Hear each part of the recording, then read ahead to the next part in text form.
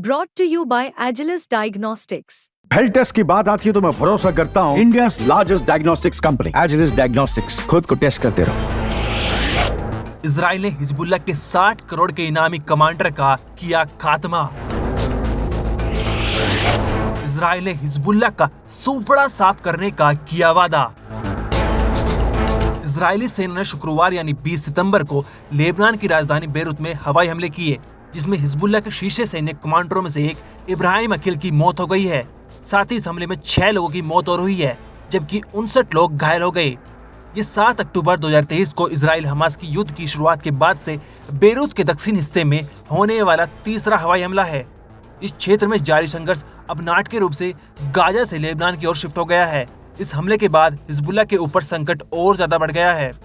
Israel ने 16 सितंबर को Lebanon में 3000 पेजर डिवाइस में धमाका कर पूरी दुनिया को चौंका दिया था। फिर अगले दिन वॉकी टॉकी में हमला कर लेबनान को एक और झटका दे दिया था।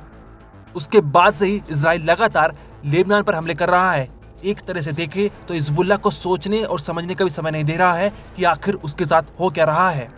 लेकिन यहाँ पर सवाल उठता है कि कमांडर इब्राहिम अकील की मौत के बाद हिजबुल्लाह का चीफ हसन नसरुल्लाह इतना क्यों बौखलाया हुआ है?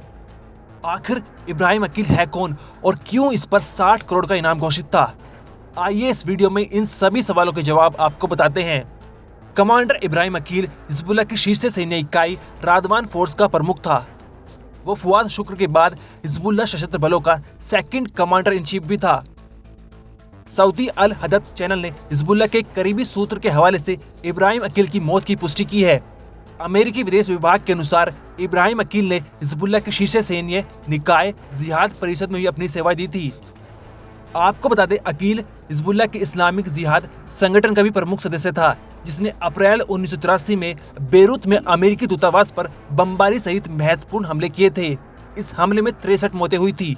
अक्टूबर 1983 में यूएस मरीन कॉर्प्स बेरक पर हुए हमले में 241 अमेरिकी कर्मी मारे गए थे।